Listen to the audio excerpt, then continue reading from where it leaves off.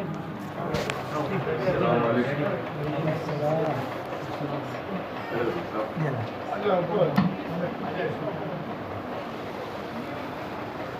اللہ الرحمن الرحیم الحمد للہ وحدہ والصلاة والسلام على من لا نبی بعدہ اما بعد فاعوذ باللہ من الشیطان الرجیم بسم اللہ الرحمن الرحیم وما محمد الا رسول قد خلت من قبله الرسل۔ محترم معزز بھائیوں، بزرگوں، پردہ نشین محترم خواتین، ماں و بہنوں، اس وقت ہم لوگ مرحومین کی ایصال ثواب کی مجلس میں اور ان کے ذکر خیر اور ان کے خوبیوں کو یاد کرنے کے لیے جڑے ہوئے ہیں۔ ہمارا یہاں جڑنا یہ اپنی زندگی کے مقصد کی طرف صحیح جمنے کے لیے ہے، اس لیے کہ جو احباب دنیا سے رخصت ہو گئے وہ اپنی زندگی میں جو کچھ کمانا تھا، جو کچھ جمانا تھا، جما کر چل دیے۔ ان کے پیچھے نیک صالح اولاد کو چھوڑ کر گئے۔ جب بچے نماز پڑھتے ہیں، دعا کرتے ہیں، اس کا ثواب بغیر بچوں کی نیت کے خود بخود مرحومین کو، والدین کو پہنچتا رہتا ہے۔ نیت کرنے کی ضرورت نہیں ہے۔ اسی لیے حدیث پاک میں ولد صالح یدعو لہ فرمایا، جب بچہ والدین کے لیے دعا کرتا ہے یا دعا کرے گا، اللہ جل جلالہ امن والہ اس کا ثواب والدین کو پہنچاتے رہیں گے۔ اور قرآن نے اس کا حکم دیا، وقل رب ارحمہما کما ربیانی صغیرا، یا اللہ تو ہمارے والدین پر ایسا رحم کر جیسے انہوں نے اب ہمارے بچپن میں رحم کیا۔ گویا کہ ہم جب ان کے گود میں تھے انہوں نے ہمارے ساتھ حسن سلوک کیا، رحم کیا، کرم کیا، عفو و درگزر کا معاملہ کیا، ہماری گندگی کو انہوں نے پاک کی، ہمارے سردی اور گرمی میں خیال رکھا اور ہمارے لیے جاگا، ہمارے لیے تمام راحتیں قربان کی۔ یا اللہ اسی طرح آج وہ تیرے گود میں آ چکے ہیں، اب تو بھی ان کا خیال کر۔ ہم ایک مرتبہ ان کے گہوارے میں تھے، اب وہ تیرے گہوارے میں ہیں، اب وہ تیرے پاس آ چکے ہیں، تو ان کے ساتھ رحم کا، کرم کا، عفو کا، درگزر کا معاملہ کر۔ بچہ جب دعا کرتا ہے اس دعا کا اثر اللہ رب العزت والدین تک، مرحومین تک پہنچاتی ہے۔ اسی لیے ہمیں جنازے کی نماز میں دعا سکھائی گئی، اللہم اغفر لی حینا و میتنا و شاہدنا و غائبنا و صغیرنا و کبیرنا و ذکرنا و انثانا۔ اس کا مطلب کیا ہے؟ یا اللہ تو مغفرت فرما ہمارے زندوں کی بھی، مردوں کی بھی۔ حالانکہ ہونا کیا چاہیے؟ دعا چل رہی ہے مردوں کے لیے، مرحومین کے لیے، صرف اور صرف ان کے لیے دعا کرنا چاہیے، لیکن زندوں کو شامل کرنے کی کیا ضرورت تھی؟ علماء محدثین یہ فرماتے ہیں مرحوم اللہ کا بندہ وہ تو اللہ کے آغوش میں چلا گیا، اللہ کے پاس پہنچ گیا، لیکن اب پہنچنے والے کی باری ہے۔ وہ تو پہنچ چکا ہے، منزل تک جا کر پہنچ چکا ہے۔ اب ایصال ثواب جو لوگ کریں گے، جو دعائیں کریں گے، لیکن اس وقت سب سے زیادہ دعا کی ضرورت زندے کی ہے، سب سے زیادہ زندگی بنانے کی ضرورت زندوں کو ہے۔ اسی لیے شریعت مطہرہ میں جو دعائیں جنازہ جناب رسول اللہ صلی اللہ علیہ وسلم نے سکھائی، اس میں سب سے پہلے اللہم اغفر لی حینا و میتنا، یا اللہ جو زندے یہاں موجود ہیں پہلے تو ان کے لیے مغفرت کے اسباب مہیا کر، ومیتنا، یا اور ہمارے جو مرحوم ہیں ان کی بھی مغفرت کے اسباب مہیا کر۔ وصغیرنا وکبیرنا اللہم اغفر لحینا ومیتنا وشاہدنا وغائبنا، جو یہاں موجود ہیں ان کے لیے بھی مغفرت کے اسباب مہیا کر، اور جو یہاں نہیں ہیں کسی وجہ سے نہیں آ سکے، جنازے میں نہیں پہنچ سکے، کار خیر میں شریک نہیں ہو سکے، اس کے اسباب لاک ڈاؤن بھی ہو سکتے ہیں، بیماری بھی ہو سکتی ہے، مشغولی بھی ہو سکتی ہے، مصروفیت ہو سکتی ہے، کوئی بھی وجہ ہو سکتی ہے، ان کو بھی تو اپنی مغفرت کے توفیق سے، مغفرت کے اسباب سے محروم نہ کر، ان کو بھی تو مغفرت کے اسباب نواز دے۔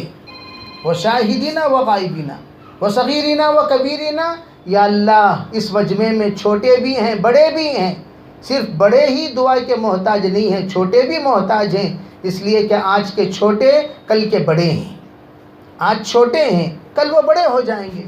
یا اللہ ان چھوٹوں کے لیے بھی مغفرت کے اسباب مہیا فرما۔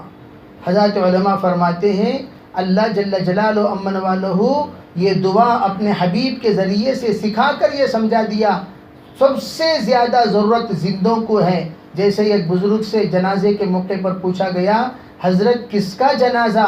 حضرت نے فرمایا تیرا جنازہ، اگر تجھے برا لگے تو میرا جنازہ۔ اب وہ حضرت پریشان ہو گئے سوال کرنے والے، ارے بھائی میں تو سوال کیا حضرت کس کا جنازہ، بول دینا چاہیے تھا فلاں کا جنازہ فلاں کا جنازہ فلاں کا جنازہ، لیکن جواب فلاں کا جنازے کا نہیں ملا، ملا تو کیا ملا؟ تیرا جنازہ اگر تجھے برا لگے تو میرا جنازہ۔ کیا مطلب؟ حضرت فرمانے لگے بیٹا اس وقت سوال یہ نہیں کرنا ہے کہ کس کا جنازہ کس کا جنازہ کس کا جنازہ کس کا جنازہ، سب سے زیادہ جب بھی تم جنازے کو دیکھو، جب بھی تم جنازے کو دیکھو فوراً اپنا جنازہ یاد کر لیا کرو، اپنا جنازہ یاد کر لیا کرو۔ اسی لیے الا یا ساکن القصر المعلی ستدفن عن قریب فی التراب لہو ملک ینادی کل یوم۔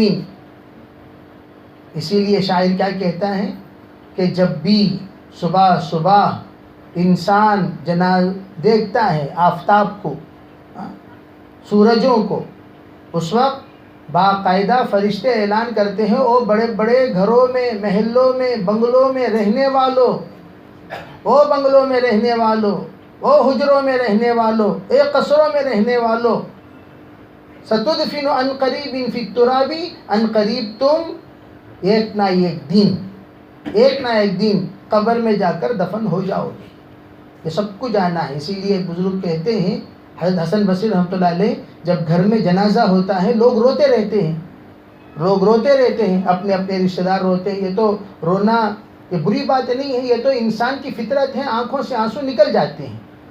حضور صلی اللہ علیہ وسلم کے صاحبزادے کا انتقال ہوا، آنکھوں سے آنسو نکلے سرکار دو عالم صلی اللہ علیہ وسلم کے۔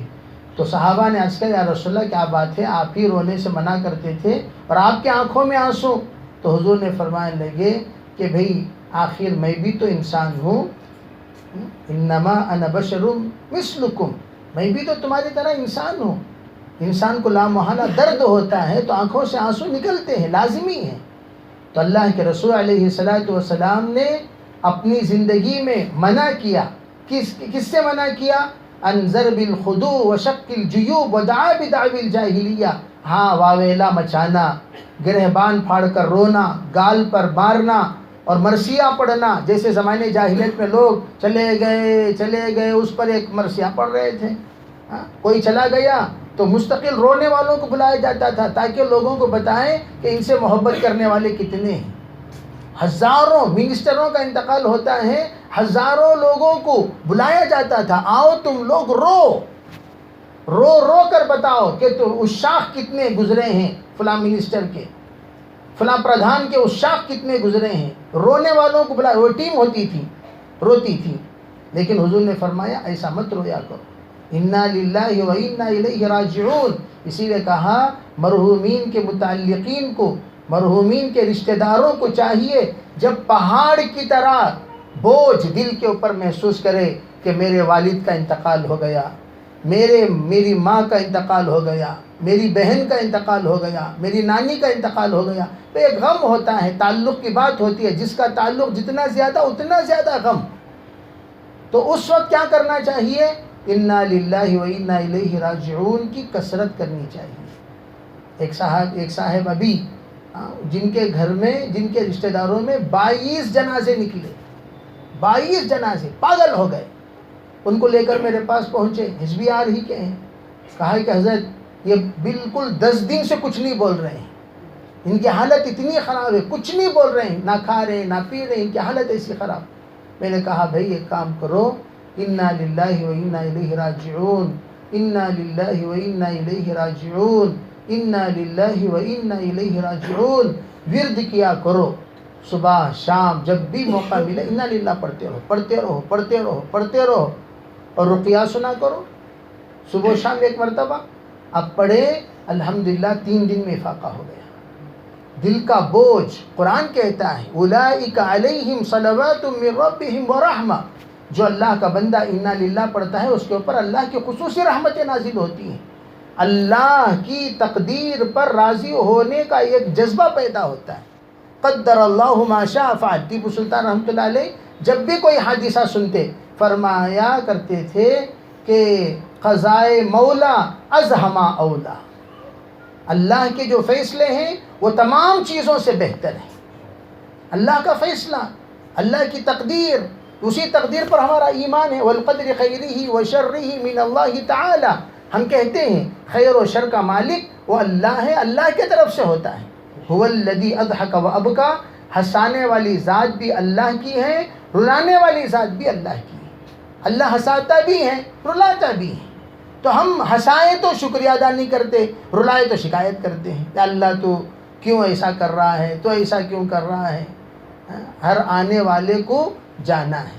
حضرت محمد رسول اللہ صلی اللہ علیہ وسلم کا جب وصال ہوا تو حضرت عمر رضی اللہ تعالی عنہ تلوار لے کر کھڑے ہو گئے، خبردار اگر کوئی حضور انتقال ہو گئے کہے تو گردن اڑا دوں گا۔ جیسے موسیٰ علیہ السلام کوہ طور پر گئے تھے ویسا حضور بھی گئے ہیں، آ جائیں گے۔ حضرت صدیق اکبر اٹھے، اسے کہتے ہیں حلیم، بردبار، اٹھے حضرت صدیق اکبر گئے، سرکار دو عالم صلی اللہ علیہ وسلم کے پیشانی مبارک کو بوسہ دیا، باہر آئے، اور آنے کے بعد حضرت عمر کو بٹھایا، کہنے لگے خوان فی الجاہلیہ، جبار فی الجاہلیہ و خوان فی الاسلام، زمانے جاہلیت کا بہادر مسلمان بننے کے بعد بزدل ہو گیا، بیٹھ جاؤ، بٹھا دیے۔ بٹھانے کے بعد آیت پڑھے وما محمد الا رسول، آیت پڑھنے لگے حضور اقدس صلی اللہ علیہ وسلم اللہ کے رسول تھے۔ وقد خلت من قبلہ الرسل، حضور سے پہلے بہت سارے رسول چلے گئے تو حضور بھی چلے گئے، جیسا دیگر رسول گئے تو حضور بھی چلے گئے۔ 313 رسول ہیں، 1,24,000 انبیاء ہیں، نبی ہیں، تو نبی اور رسول جیسے چلے گئے تو حضور بھی چلے گئے، تو اس میں لڑنے کی کیا بات ہے، غصہ کرنے کی کیا بات ہے۔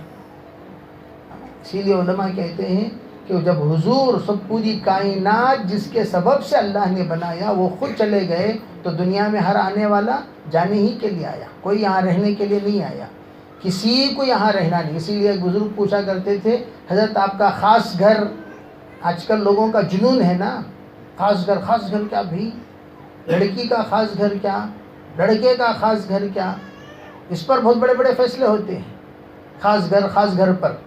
تو خاص گھر کیا، حضرت کہنے لگے کائنات پہ کسی کا کوئی خاص گھر نہیں، نام بھی اس کا خاص نہیں ہے۔ جب وہ انتقال ہو جائے گا لوگ پوچھیں گے کہ جنازہ کہاں ہے، ہمیں خود پوچھتے ہیں جنازہ کہاں بھی ہے، میت کہاں بھی ہے، آنے والے نام لے کر تھوڑی پوچھتے ہیں میت کہاں ہے، جنازہ کہاں ہے، میں میت کو کہاں رکھو ہیں، ایسا نہ پوچھتے ہیں۔ جنازہ کہاں ہے، فی الحال مسجد میں ہے جنازہ، یہاں ہے وہاں ہے، نام کیوں نہیں لیتے؟ اب تک آپ ماموں بولتے تھے، اب جنازہ بول رہے ہیں، ابا بولتے تھے، امی بولتے تھے، خلئی بولتے تھے، چچا بولتے تھے، اب یہ کہاں سے جنازے کا جملہ آ گیا زبان پر؟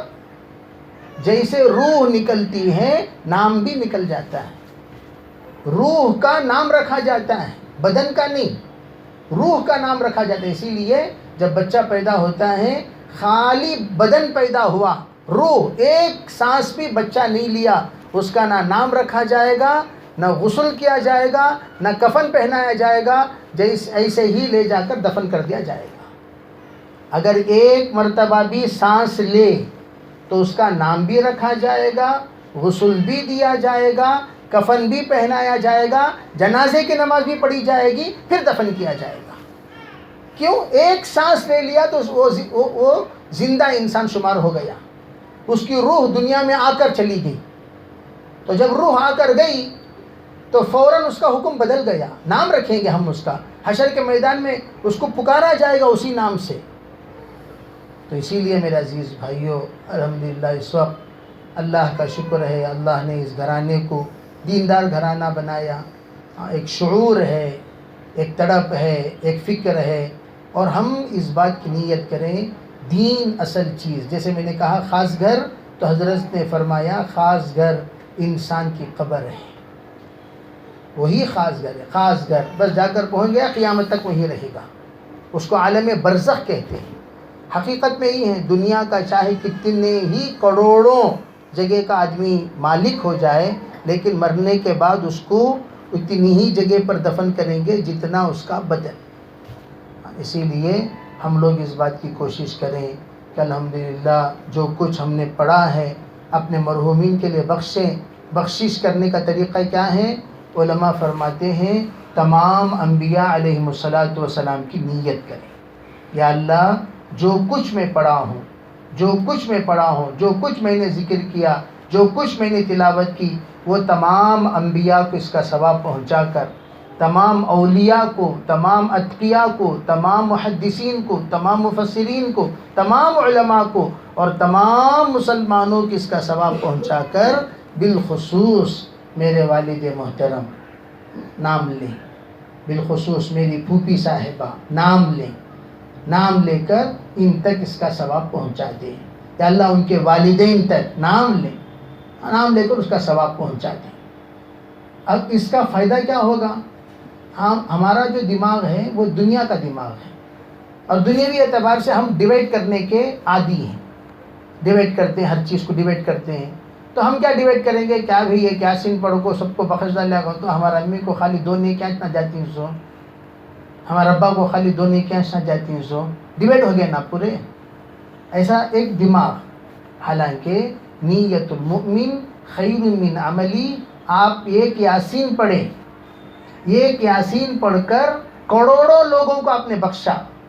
اللہ رب العزت اتنا کریم ہے، اللہ سب کو ایک ایک یاسین کا ثواب پہنچائے گا، سب کو۔ اور آپ کو کیا فائدہ؟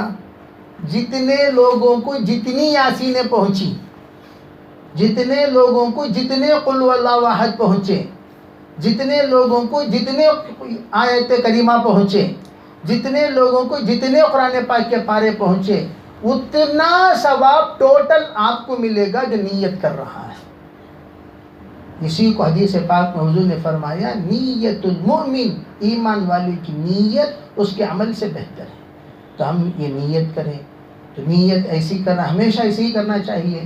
یا آپ اپنے والدین کو اس کی نیت کا ثواب پہنچانا چاہتے ہیں، یا اللہ پہنچا کر جو کچھ میں نے نیت کی اس کا ثواب آپ ہمارے والد صاحب کو پہنچا دیجیے، تو یہ پورا ثواب آپ کے والد صاحب کو بھی پہنچ گیا۔ جتنے آپ گویا کہ یہ آ کر انویسٹمنٹ کم نفع زیادہ، انویسٹمنٹ کم نفع زیادہ، تو اس کا تعلق نیت سے ہے۔ اسی لیے فرمایا ایک ہے نیک نیتی، ایک ہے بے نیتی، ایک ہے بد نیتی۔ بد نیتی گناہ ہے، نیک نیتی نیکی ہے، اور بے نیتی غفلت ہے۔ آدمی نیت ہی نہیں کیا، غافل۔ مثال کے طور پر میں آپ کو دیکھ رہا ہوں، اس نیت سے دیکھ رہا ہوں کہ بھئی ماشاءاللہ ہمارے مسلمان بھائی ہیں، ایمان والے ہیں، دیندار ہیں، ان کو میں دیکھ رہا ہوں، تو میرے دیکھنے پر مجھے ثواب مل رہا ہے۔ اسلام ایک ایسا مذہب ہے جس میں پیار سے بولنا بھی ثواب، صدقہ، قول الطیب صدقۃ۔ اللہ کے رسول نے فرمایا بہترین اچھی بات بول رہے ہو صدقہ ہے، مسکرا رہے ہو۔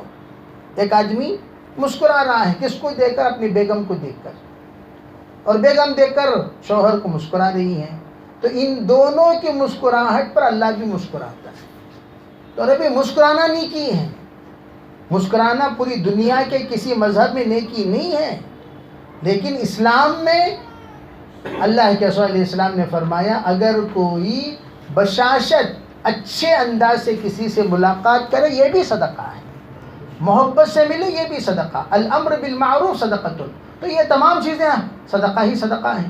تو اس کے ساتھ ہم لوگ یہ بھی نیت کر لیں انشاءاللہ ہم جو کچھ ہماری بقیہ زندگی ہے شریعت کے مطابق 5 وقت کی نماز کا اہتمام، دیکھیے مرحومین جو بھی دنیا سے چلے جاتے ہیں ان کے اوپر چند ذمہ داریاں ہیں جس کو شریعت مطہرہ نے وراثت کے ساتھ جوڑ دیا۔ یہ مسئلہ سمجھنا سب کے لیے بہت ضروری ہے، اس لیے کہ عام طور پر ماشاءاللہ ہم لوگ جاتے ہیں، بولتے ہیں، ملاقات کرتے ہیں مختلف جگہوں پر، لیکن جو باتیں شریعت کے اعتبار سے سمجھنا چاہیے وہ نہ سمجھنے کی وجہ سے ہم اچھا کرنے جا کر گنہگار بن کر آ جاتے ہیں۔ کیسے؟ مثال کے طور پر کسی کا انتقال ہوا تو ان کی جتنی چیزیں ہیں اس کو ترکہ کہتے ہیں۔ ترکہ کے معنی ترکہ المیت، جو کچھ میت نے چھوڑا وہ سب کے سب ترکہ ہیں، اسے ترکہ بولتے ہیں، یعنی میت کی چھوڑی ہوئی چیز۔ اب میرا انتقال ہو گیا، میں جو بھی چیزیں چھوڑ کر جا رہا ہوں یہ میرا ترکہ ہے۔ اب اس میں سے کرنا کیا چاہیے؟ 4 کام کرنا۔ سب سے پہلے دیکھو اللہ تعالیٰ کسی کے اوپر بوجھ نہیں ڈالا، کہا تم لوگوں کی اس بندے کے تجہیز و تکفین میں بوجھ ہے تو اس کا تجہیز و تکفین کا جو بھی خرچہ آئے گا اس میت کے پیسوں میں سے ہی کرو، پہلا حق۔ اور تجہیز و تکفین کے حد تک ہی، کھجوراں تقسیم کرنے کا سب پیسہ اس میں ڈھانا نہیں، میں کھجوراں تقسیم کیا، میں بریانی تقسیم کیا، میں بکرا کاٹا تو جو کون کاٹو بولے یہ پیسوں میں۔ شریعت جس کی اجازت دیتی ہے اتنا پیسہ نکالنے کی اجازت ہے، جس کی شریعت اجازت نہیں دی وہ اس میں سے نکالنے کی اجازت نہیں ہے۔ ایک دوسرا کام کیا ہے؟ دوسرا کام علماء یہ فرماتے ہیں میت کا قرض ادا کرنا، میت کا قرض ادا کرنا۔ میت انتقال ہوتے وقت قرض دے، یہ جو ہے وہ حقوق العباد کہتے ہیں۔ اسی لیے جنازے کی نماز سے پہلے چند آداب ہیں، وہ آداب میں ایک ادب یہ بھی ہے جنازے کی نماز پڑھانے سے پہلے کھڑے ہو کر اعلان کرنا بھائی جو بھی ہمارے مرحوم کی طرف سے کوتاہیاں ہو گئی ہیں، غلطی ہو گئی ہے، چوک ہو گئی ہے، بول چال میں، ان کے حال و چال میں جو کچھ ہو گیا وہ سب آپ حضرات اپنے دل سے معاف کر دیں، معافی چاہیں۔ دوسری بات جو کچھ لینا دینا ہوا ہے، جو کچھ لینا دینا ہوا، جو میت کو دینا ہے وہ وارثین تک لا کر پہنچا دیں، میت جن کو دینا ہے وہ وارثین کے پاس سند کے ساتھ آ کر ملاقات کر لیں۔ خالی منہ میں بولے، منہ کی بات نہیں چلتی، سند کی بات چلتی ہے۔ سند کے ساتھ آ کر آپ چیک دیے تھے، ہاں بھائی میں آ کر انشاءاللہ دسمبر میں تم نا اتنے 1000 روپے دیتا ہوں، چیک دیے، وہ چیک لے لگا کو دیکھو بھائی ابا بولے تھے ایسا چیک، سند، تو اس طریقے سے سند کے ساتھ آ کر ملی، یہ بات اعلان کرنا چاہیے۔ تو قرض ادا کرنا فرض ہے، قرض ادا کرنا فرض ہے، یہ ادا کرو۔ تیسری بات کیا ہے؟ فرض نمازیں، فرض روزے، فرض زکوٰۃ، فرض حج اگر میت کے اوپر باقی ہے، جیسے زکوٰۃ باقی ہے، حج باقی ہے، فرض نمازیں باقی ہیں، روزہ باقی ہے، نماز اور روزہ کے سلسلے میں ایک صدقے فطر کے برابر، ایک صدقے فطر 80 روپے ہیں تو اس 80 روپے کے برابر ہر نماز کا حساب نکالنا، ہر نماز کا حساب۔ 5 نمازیں ہیں، فطر واجب ملا کر 6 نماز، تو 6 نمازوں کا 80 روپے نکالیے۔ 10 دن نماز نہیں پڑھے 60 نمازوں کا نکالیے، 2 مہینہ نماز نہیں پڑھے حساب ڈالیے، 100 دن نماز نہیں پڑھے 100 دن کا حساب ڈالیے۔ جتنے دن ان کی نماز چھوٹ گئی ہے، جتنی نمازیں چھوٹ گئی ہیں اتنا حساب ڈال کر ایک اندازے سے پہلے اسے ادا کرنا۔ روزے چھوٹ گئے، روزے کا کفارہ ادا کرو۔ زکوٰۃ نہیں دیے، زکوٰۃ کا کفارہ ادا کرو، یہ فرض ہے۔ اگر حج نہیں کیے، حج کا پیسہ نکال کر رکھو، حج کا پیسہ نکال کر رکھو۔ پھر اس کے بعد چوتھی جو چیز ہے وہ ہے وصیت، لا وصیت لوارثین، وارثین کے حق میں وصیت کرنا جائز نہیں ہے۔ جن کو وراثت میں حصہ ملے گا ان کے حق میں وصیت نہیں کر سکتے. وصیت کس کے اوپر کر سکتے ہیں؟ جن کو وراثت میں حصہ ہی نہیں ملتا. ان کے حق میں وراثت میں وصیت کر دی ہے، میرے انتقال کے بعد ان کو اتنا دے ڈالو، ان کو اتنا دے ڈالو، یا انہوں بولے تھے میں تمہیں اتنا پیسہ ضرور دوں گا. ہاں، وصیت کرے تمہیں کیا بھی سمجھو نہ کو انشاءاللہ میں ضرور دیتا ہوں، وعدہ کیے تھے، یہ وعدے بھی اس میں شامل ہو جاتے ہیں. تو ہم اس کو نکال کر 1/3 پورا مال میں سے ایک سلس کہتے ہیں 1/3 کو، 1/3 میں ان کی وصیت پوری کریں. جو وصیت انہوں نے کیا فلاں مدرسے کو اتنا دو، فلاں مسجد کو اتنا دو، فلاں یتیم خانے کو اتنا دو، فلاں جگہ کو اتنا دو، وصیت کیے تھے، وصیت نکالیں. تو یہ 4 کام کرنے کے بعد 5واں کام یہ ہوتا ہے وراثت کا حصہ. اس حصے میں وراثت تقسیم ہوگی اور جو وارثین ہیں شرعی اعتبار سے وہ لوگ حقدار بنیں گے. تو یہ شریعت حضرت سراج الساجدین صاحب رحمۃ اللہ علیہ فرمایا کرتے تھے، جو شخص انتقال کے بعد مرحومین پر شریعت کے مطابق عمل کرتا ہے اللہ مرحومین کی مغفرت فرما دیتے ہیں. تو اب کم از کم بھائی زندگی میں تو ہم سے اتنا پورا حق ادا نہیں کر سکے، اب انتقال ہو گیا، ان کا حق ہے، ان کے حق کو حق بحقدار رسید، ان کے حق کو حقدار تک پہنچانا ہماری ذمہ داری ہے. اس کے اوپر انشاءاللہ تمام ساتھی نیت کریں، اب نہیں جب بھی ہم زندہ رہیں گے ہر ہمیشہ شریعت مطہرہ کے مطابق ہم زندوں پر بھی اور مرحومین پر بھی انشاءاللہ عمل کریں گے. سب کریں گے انشاءاللہ. اللہ تعالیٰ عمل کی توفیق عطا فرمائے، اللہ خیر کا معاملہ فرمائے، شرور و آفات سے پوری حفاظت فرمائے. جو کچھ تلاوت کی گئی ہے، ذکر کیا گیا ہے، جیسا بتایا گیا اسی اعتبار سے